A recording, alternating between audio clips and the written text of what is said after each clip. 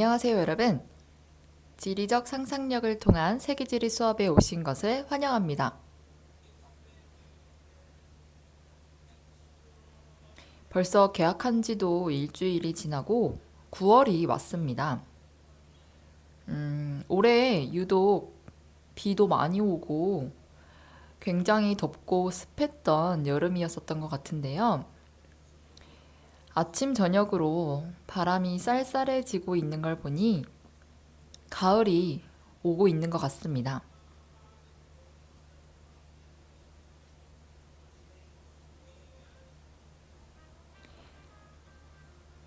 자, 이렇게 계절이 변화하는 만큼 시간이 지나면서 점점 성숙해져 가는 우리 광성고등학교 친구들이 되어야겠죠?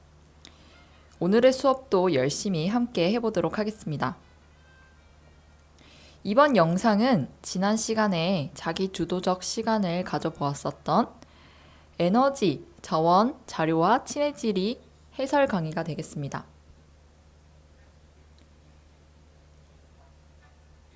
지난 시간에 미리 업로드해 두었던 학습 노트를 준비해 주시고요. 첫 번째 자료부터 함께 해결해 보도록 하겠습니다.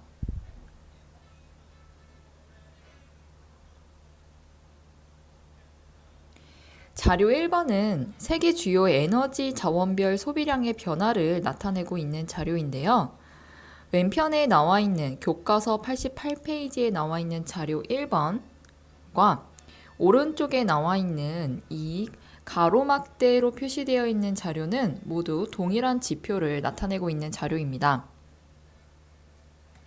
두 자료 모두 세계 주요 에너지 자원별 소비량이 시간이 지남에 따라서 어떻게 변화를 하고 있는지를 나타내고 있는 자료인데요.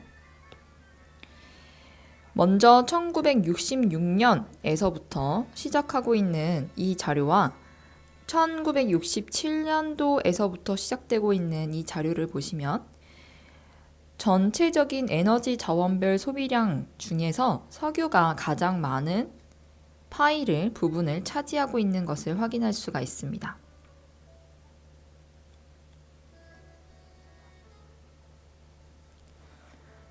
그리고 시간이 지남에 따라서 이렇게 신재생 에너지의 비율도 높아지고 있다는 변화를 확인할 수가 있겠고요. 여기 왼편에 나와 있는 교과서 자료를 비교하여 보았을 때 가와 다에 해당하는 에너지 자원을 한번 써보면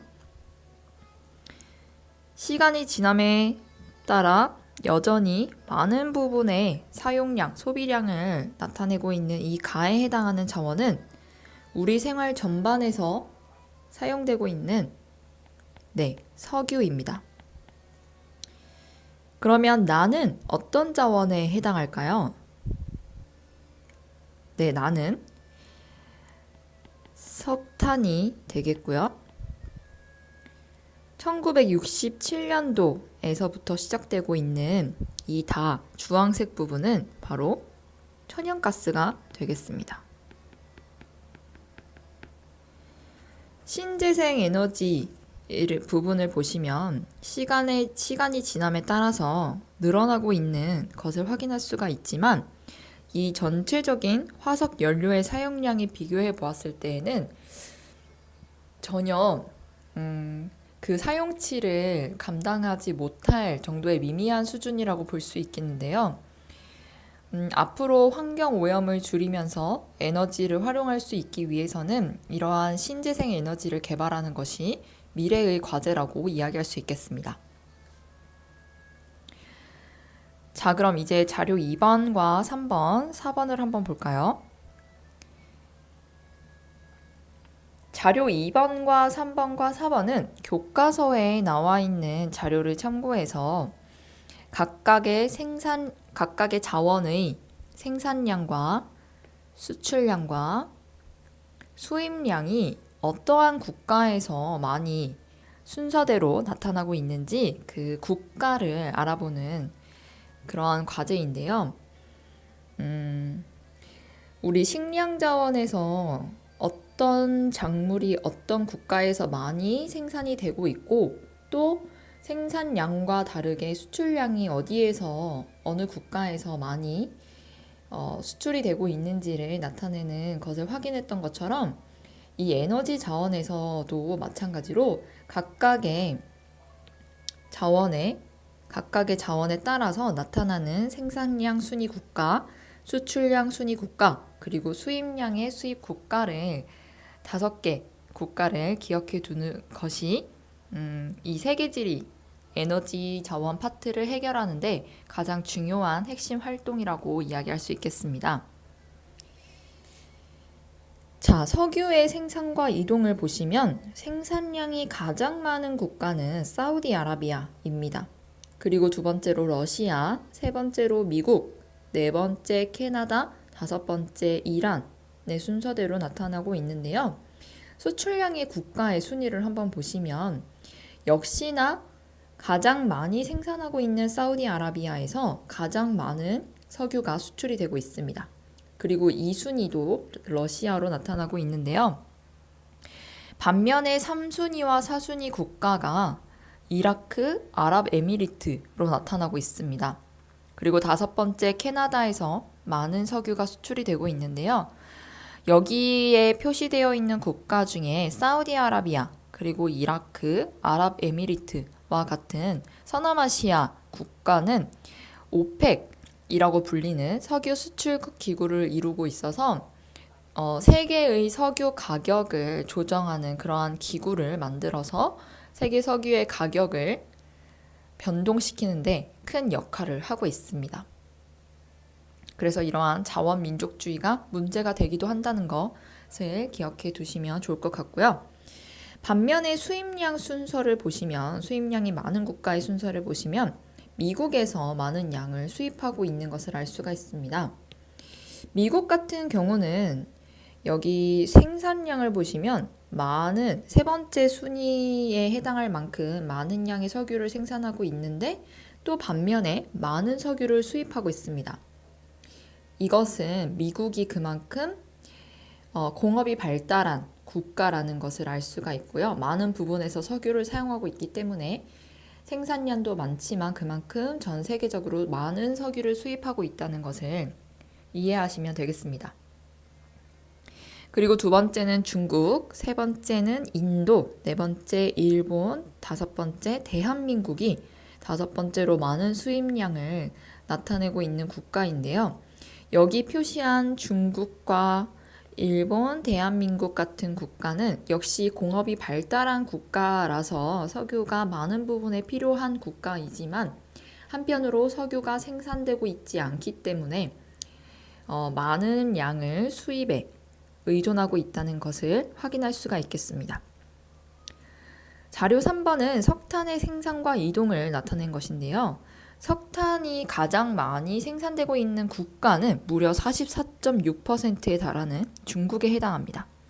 그리고 두 번째로 인도, 세 번째로 미국, 네 번째로 오스트레일리아, 다섯 번째 인도네시아 국가의 순서대로 나타나고 있고요. 생산량에서 4위와 5위에 해당하는 오스트레일리아와 인도네시아 국가가 수출량에서는 1, 2위 국가로 나타나고 있다는 것을 기억하시면 되겠고요. 그리고 세 번째로 수출량이 많은 국가는 러시아입니다. 그리고 네 번째 남아프리카 공화국, 다섯 번째 콜롬비아 순서대로 많은 수출량을 나타내고 있고 수입량이 많은 국가를 한번 보시면 앞서 미국과 같이 석탄이 44.6%로 많은 양을 생산하고 있는 국가임에도 불구하고 중국은 20.4%에 달하는 양의 석탄을 세계적으로 수입하고 있는 1위 국가이기도 합니다. 그리고 두 번째로 인도도 역시 공업이 발달한 국가로 많은 양의 석탄을 수입하고 있고요. 세 번째 일본, 네 번째 대한민국, 다섯 번째 타이완, 여섯 번째 독일. 이렇게 석탄이 많이 생산되지 못하고 있는 하지만 공업이 발달한 국가에서 많은 양의 석탄을 수입하고 있다라고 해석하시면 되겠습니다. 자료 4번 보겠습니다. 자료 4번은 천연가스의 생산과 이동인데요. 천연가스가 가장 많이 생산되고 있는 국가는 현재 미국입니다. 그 다음으로 두 번째 러시아. 미국과 러시아가 각각 20.7%, 17.8%로 대부분의 양을 생산하고 있다는 것을 알 수가 있고요. 그리고 세 번째로 이란, 네 번째로 캐나다, 다섯 번째 카타르에서 많은 천연가스가 생산이 되고 있습니다. 수출량을 한번 볼까요? 반면에 천연가스의 수출량이 가장 많은 국가는 러시아입니다. 그리고 두 번째로 카타르, 세 번째 노르웨이, 네 번째 캐나다, 다섯 번째 알제리의 순서대로 수출이 이루어지고 있고요. 천연가스 같은 경우는 수입량이 국가가 주목할 만한 지표가 나타나고 있는데 천연가스의 수입량이 가장 많은 국가는 일본입니다. 일본, 두 번째로 독일, 세 번째로 중국, 네 번째로 이탈리아, 다섯 번째 터키. 역시 공업이 발달한 국가들이지만 천연가스가 생산되지 않고 있는 이 나라들에서 많은 양의 수입이 이루어지고 있다라는 것을 이해할 수 있겠습니다. 미국 같은 경우는요, 생산량이 많은 1위 국가임에도 불구하고 수출량 또는 수입량에서 나타나고 있지 않은 이유는 미국이 생산한 천연가스를 미국 내에서 소비하고 있는 양이 많기 때문에 수출량이 거의 나타나지 않고 있다라고 이해하시면 되겠습니다. 뒷장을 한번 넘겨볼까요? 뒷장을 넘겨보시면 자료 다섯 번째 신재생 에너지의 생산도 역시 마찬가지로 국가의 순서대로 나타나고 있는데요. 신재생 에너지에는 크게 이렇게 네 가지의 에너지가 있습니다. 첫 번째는 수력, 두 번째로 태양광, 태양열, 그리고 풍력, 그리고 지열, 이렇게 크게 네 가지의 에너지를 생산하여 인간이 이용을 하고 있는데요. 거대한 대륙답게 중국이 수력 부분, 태양광, 풍력 부분에서 전부 1위를 차지하고 있다는 거. 신재생 에너지의 생산 부분에 있어서는 중국이 세계의 최고를 이루고 있다라는 것을 기억해 두시면 좋을 것 같습니다. 수력이나 태양광, 풍력, 지열과 같은 신재생 에너지의 생산은 그 국가의 자연 환경에 밀접한 영향을 받을 수밖에 없는데요. 그 이유는 수력 같은 경우는 물을 이용해서 에너지를 생산하는 그러한 분야이기 때문에 물의 낙차를 이용하는 높은 부분에서 낮은 부분으로 물을 이동시키는 힘에 의해서 만들어지는 에너지로 수력 에너지를 생산하고 있기 때문에 이러한 자연적 조건을 갖춘 곳에서 수력 발전이 이루어지게 되고요. 또 태양광이 많이 생산되기 위해서는 태양열 에너지를 많이 받는 국가일수록 유리한 조건이 만들어지게 됩니다. 풍력도 역시 바람의 힘을 이용하기 때문에요. 바람이 강하게 불어오는 국가에서 지역에서 풍력 에너지가 많이 생산이 되고 있고, 지열은 땅 속에 있는 뜨거운 에너지를 이용해서 생산되고 있는 에너지이기 때문에 화산 활동이 이루어질 수 있는 곳이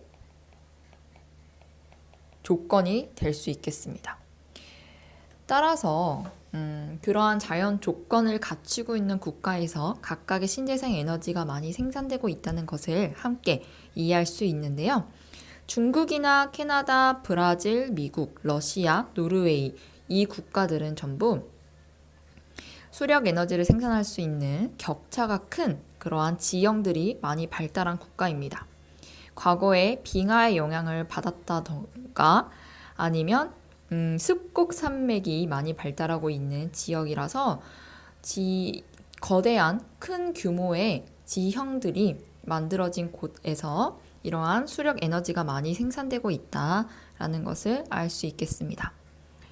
태양광의 순서를 한번 볼까요? 태양광은 중국, 미국, 일본, 독일, 이탈리아, 에스파냐, 스페인에서 많이 생산이 되고 있고, 풍력 같은 경우는 중국, 미국, 독일, 에스파냐, 스페인, 인도, 영국에서 많이 생산이 되고 있습니다.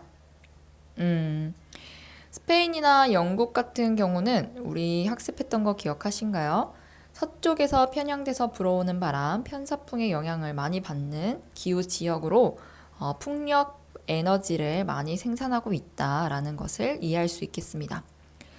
지열을 많이 생산하고 있는 국가는 미국, 필리핀, 인도네시아, 뉴질랜드, 이탈리아, 멕시코, 케냐, 아이슬란드와 같이 화산 활동이 나타나고 있는 국가에서 이렇게 지열 에너지를 많이 생산하고 있다는 것을 이해할 수 있겠습니다.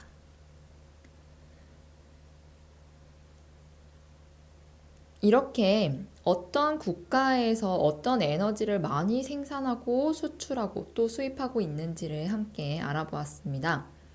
자료 6번을 보시면 자료 6번은 주요 에너지 자원이 어떻게 이동하고 있는지 출발점과 생산 지점을 지도에 표시하여 나타내고 있는데요. 이러한 이동을 표시한 지도를 제시하고 이 자원에 대한 특징 또는 이동의 특징 등등을 물어보는 문제도 많이 출제가 될 수 있습니다. 그래서 시작 국가가 어디인지를 중점을 두고 이 각각의 지도를 해석하면 각 자료에 해당하는 자원이 어떤 자원인지를 한눈에 이해할 수 있는데요. 첫 번째 지도부터 한번 보시면 대부분이 여기 서남아시아 쪽에서 많이 생산을 하고 있고 여기 러시아 부근에서도 일부 생산이 되고 있습니다. 여기 멕시코 부근에서 남아메리카 부근에서도 많이 생산이 되고 있는 이 자원은 주로 이 서남아시아 쪽에서 많이 유출이 되고 있다라는 것을 힌트로 보자면 이 자원은 석유 자원에 해당한다라는 것을 알 수 있겠습니다. 두 번째 지도를 한번 볼까요? 두 번째 지도와 세 번째 지도를 구분할 때에는 이 오스트레일리아가 가장 큰 힌트가 되는데요. 오스트레일리아는 크게 두 가지의 자원이 많이 수출이 되고 있습니다. 그 첫 번째 자원이 바로 이 오스트레일리아의 오른쪽에서 그레이트 디바이딩 산맥이 지나고 있는 이 오른쪽에서 유출되고 있는 자원이 하나가 있고 또 하나는 여기 왼편에서 수출이 되고 있는 자원인데요. 오른쪽에서 나가고 또 여기 중국에서 많이 수출이 되고 있는 이 자원은 바로 석탄이 되겠습니다. 반면에 오스트레일리아를 기준으로 봤을 때 왼쪽에서 많이 수출이 되고 있는 이 자원은 굵은 화살표로 표시가 되고 있는 굵은 화살표로 러시아에서 특히 많이 유출되고 있는 이 자원은 바로 천연가스에 해당하겠습니다. 그래서 석탄과 천연가스의 이동은 이 오스트레일리아를 기준으로 보시면 조금 더 쉽게 구분을 할 수 있겠습니다. 자, 그럼 뒷장으로 한번 넘겨볼까요?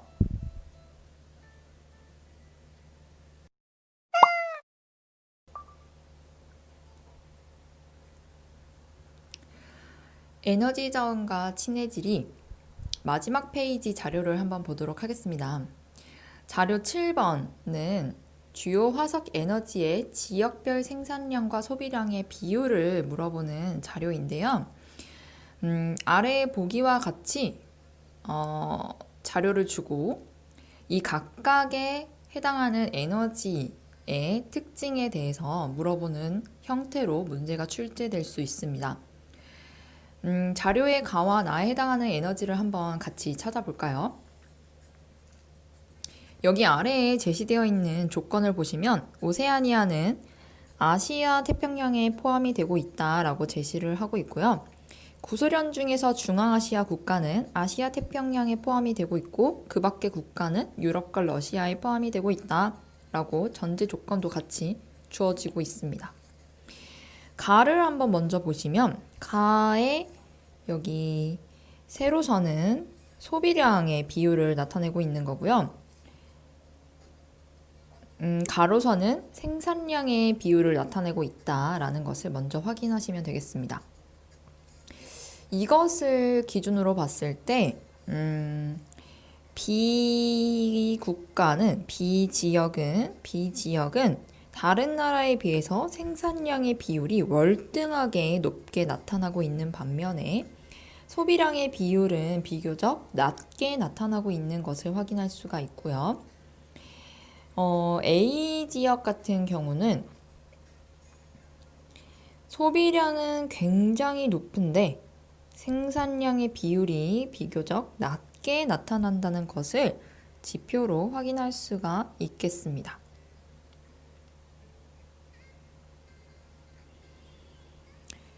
그리고 나에 제시되어 있는 B를 한번 볼까요? B를 보시면 생산량과 소비량이 얼추 비슷하게 나타나고 있고 A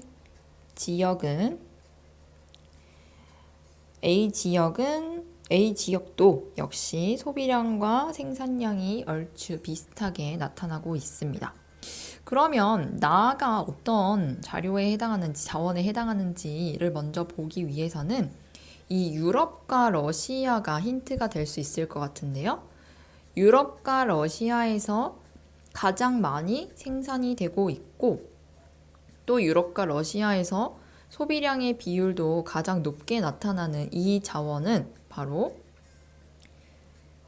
그렇죠. 천연가스입니다. 유럽과 러시아에서 가장 많이 생산되고 있는 자원은 바로 천연가스에 해당하게 되겠고요. 반면에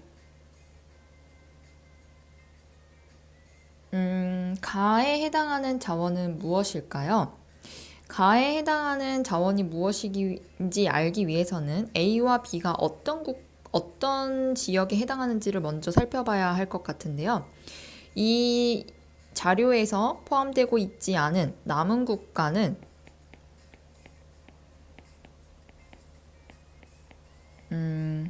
아시아 태평양 지역이 빠져 있고 또 서남아시아 지역이 표현이 되고 있지 않습니다. 따라서 생산량의 비율이 월등히 높게 나타나는 이 B 지역이 서남아시아가 될 것 같고요. 소비량이 굉장히 높은데 생산량의 비율은 낮은 지역은 바로 아시아 태평양이 지역이 되겠습니다. 그러면 서남아시아에서 가장 많이 생산되고 있는 가 자원은 바로 석유에 해당한다라는 것을 알 수가 있겠습니다. 아래 나와 있는 OX 문제를 한번 풀어볼까요? 석유는 냉동액화 기술이 개발된 이후 소비가 급증하였다. 그렇죠. X, 냉동액화 기술은 가가 아니라 천연가스에 해당하는 지문이 되겠고요. 천연가스는 세계 1차 에너지 소비 구조에서 차지하는 비중이 가장 높다. 이것도 역시 X. 비중이 가장 높은 것은 천연가스가 아니라 석유에 해당하는 지문이 되겠습니다. 마지막으로 석유는 천연가스보다 공업에 본격적으로 이용된 시기가 늦다. 이것도 역시 X가 되겠습니다. 공업에 본격적으로 이용된 시기가 더 늦은 것은 석유보다 천연가스가 더 늦게 나타나게 됩니다. 자, 빠르게 자료 8번을 한번 정리해 보도록 하겠습니다. 자료 8번은 주요 국가의 1차 에너지 자원별 소비량을 나타내고 있는 건데요. 가와 나는 중국이 표기가 되어 있으니까 가와 나는 러시아와 미국 둘 중에 하나에 해당하게 되는데요. 이 가와 나가 어떤 국가에 해당하는지를 알기 위해서는 각 국가에서 가장 많은 에너지의 소비량이 어떻게 나타나고 있는지 그 구조를 먼저 살펴보시면 되겠습니다. 여기 C에 해당하는 이 초록 색깔은 중국에서 가장 많이 소비되고 있는 자원인 것으로 보아서 이 C에 해당하는 자원은 바로 그렇죠. 석탄이라는 것을 알 수가 있습니다. 반면에 나 국가는 파란색으로 이루어져 있는 이 A가 가장 많이 소비가 되고 있고 가 국가는 보라색의 B 에너지를 가장 많이 소비하고 있다는 것을 알 수가 있습니다. 그러면 러시아하고 미국 두 국가 중에 1차 에너지의 소비량의 절대량이 더 많은 국가는 어디일까요? 그렇죠. 더 많은 부분의 공업이 발달한 미국이 1차 에너지의 소비량이 월등히 더 많이 나타나게 되는데요. 따라서 나에 해당하는 국가는 바로 러시아와 미국 중에 미국에 해당한다라는 것을 알 수가 있고 그거보다 적게 소비가 되고 있는 국가, 가국가는 러시아에 해당한다라는 것을 알 수가 있습니다. 그러면 여러분, 미국에서 가장 많이 소비되고 있는 에너지는 어떤 에너지일까요? 그렇죠. 미국에서 가장 많이 소비되고 있는 것은 여러분들이 첫 번째 장을 보시면 아시다시피 석유에 해당하겠고요. 반면에 러시아에서 가장 많이 소비되고 있는 에너지는 천연가스가 되겠습니다.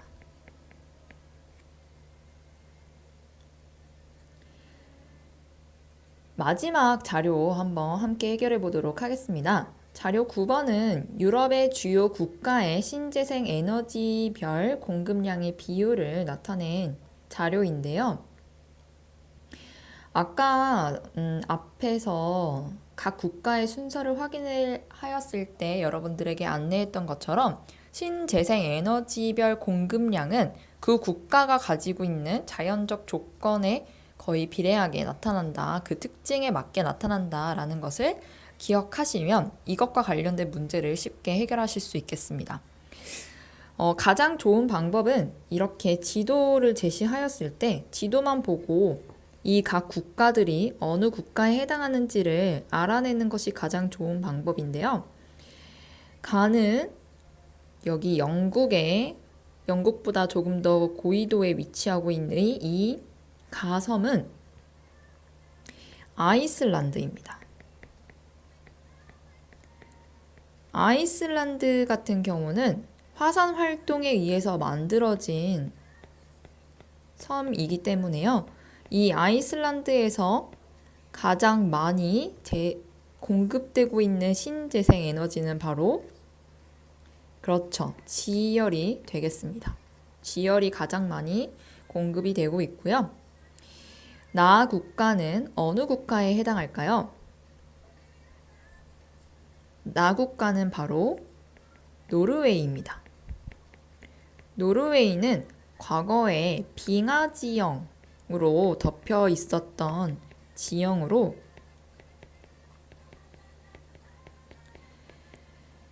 대규모의 지형들이 많이 분포하고 있기 때문에요. 이 지역에서는 수력 발전이 세계적으로 많이 생산이 되고 있습니다. 다국가는 어디일까요? 여기 표시되어 있는 이 국가는 네, 덴마크입니다. 덴마크는 편서풍의 영향을 받고 있는 지형으로 편서풍의 영향권으로 여기에서 많이 공급되고 있는 신재생 에너지는 네, 풍력이 되겠습니다. 그러면 마지막 라에 해당하는 국가는 어디일까요? 길게 생겨 있는 이 장화 모양을 한 국가의 바로 오른편에 위치한 이 국가는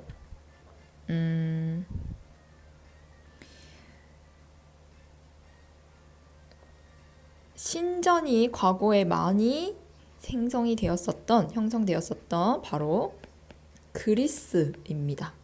그리스에서는 어떠한 에너지를 많이 생산하고 있을 것 같나요? 네, 뜨거운 열 에너지가 많은 지중해성 기후 지형으로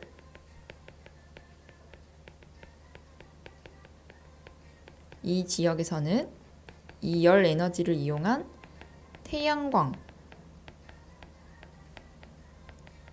에너지를 많이 생산하고 있습니다. 그래서 각 국가의 자연적 조건과 그 각 국가의 위치, 그리고 각 국가에서 많이 공급되고 있는 신재생 에너지를 이렇게 한 번에 묶어서 정리해 두시면 나중에 신재생 에너지와 관련된 문제를 해결할 때 아주 정말 큰 도움이 될 수 있을 것입니다. 이렇게 숨가쁘게 에너지 자원과 관련된 자료들을 함께 해결해 보았는데요. 조금 이해가 안 된다라고 생각하는 친구들은 다시 한번 교과서에 소개되고 있는 자료와 이 자료와 친해지리 학습 노트를 스스로 정리해보는 시간을 가져보면서 이번 기회에 차근히 한 번 더 정리해 볼 수 있었으면 좋겠습니다. 오늘 수업은 여기까지입니다. 모두 수고 많았습니다. 우리 다음 시간에 만나요.